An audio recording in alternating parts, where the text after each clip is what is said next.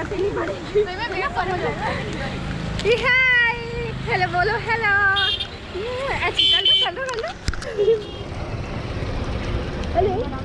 सनातन धर्म में 16 संस्कारों का बहुत महत्व है।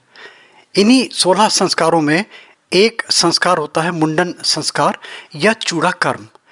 ये क्यों करते हैं, कब करते हैं, इसकी कोई ज़रूरत है, ये केवल रूढ़ी है कि चली आ रही है, या इसके पीछे कोई ठोस आधार है? क्या मान्यताएं हैं इसके पीछे? इसके पीछे कोई साइंटिफिक रीज़न है? इसके पीछे कोई ऐसी चीज़ें हैं जो कहीं ना कहीं कुछ ना कुछ अनयूजुअल चीज़ें हैं? इसके पीछे कोई धार्मिक आस्था है? देखिए, सब कारण है इसके पीछे, बस समझने की बात है और मानने की बात है। सबसे पहले तो ये मान के चलिए कि जो मुंडन संस्कार है बहुत सारे धर्म वाले नहीं करते, और बहुत सारे धर्म वाले ऐसे विश्वास भी करते हैं कि ये सनातन धर्म में मस्ट है हमारा मुंडन संस्कार। सनातन धर्म में भी बहुत सारे ऐसे लोग हैं जो लड़कियों का मुंडन संस्कार नहीं करते, केवल लड़कों का करते हैं। इनके दिन सुनिश्चित हैं। सामान्यतः जो एक सामान्य सा नियम है, माना गया है कि 3 माह से लेके और 3 वर्ष तक इस बीच संस्कार करा देना चाहिए बच्चे का। अब इसके पीछे देखिए क्या मान्यता है।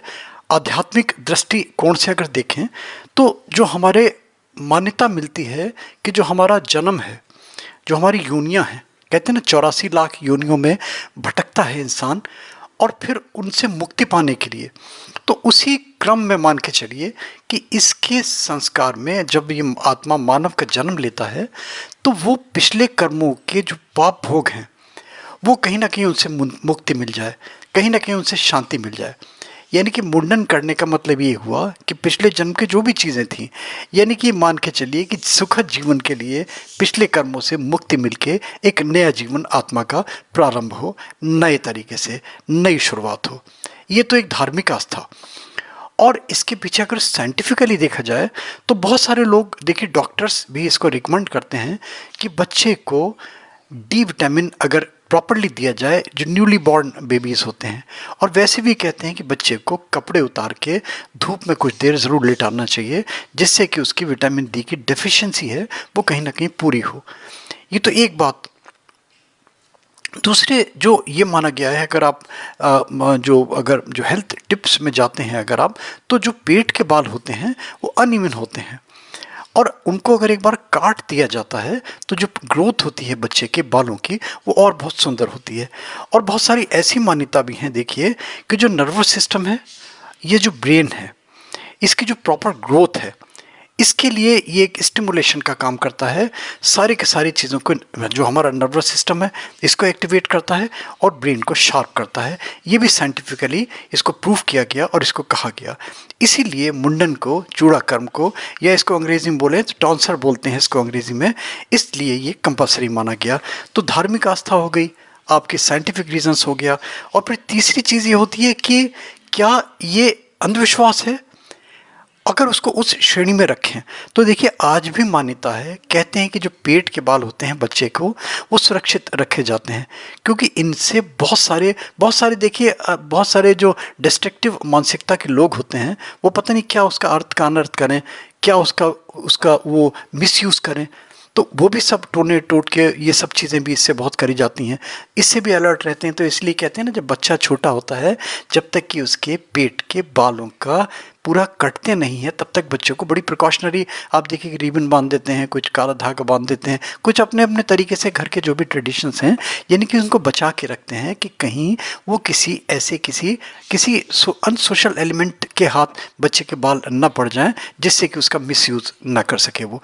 तो फिर वो इसलिए बच्चे के बाल काट के उनको फिर आटे में लगा के और फिर उसके बाद में उनको सहला देते हैं।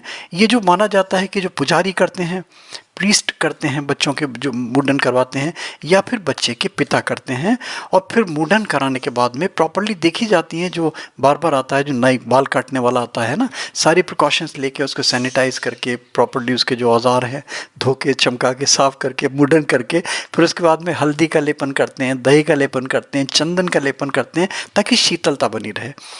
और कूल फील तो होता ही है। देखिए बच्चे को सोचिए कितना कष्ट होता होगा जब बाल वो बार बार हाथ लगाता है बालों पे।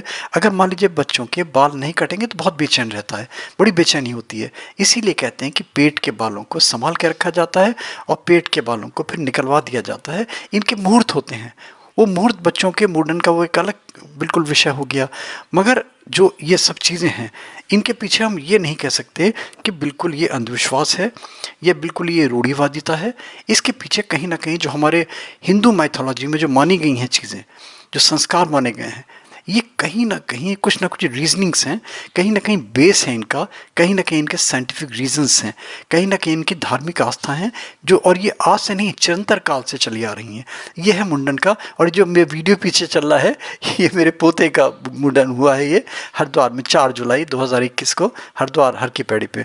वो भी साथ साथ एंजॉय कीजिए आप। All the best, good luck.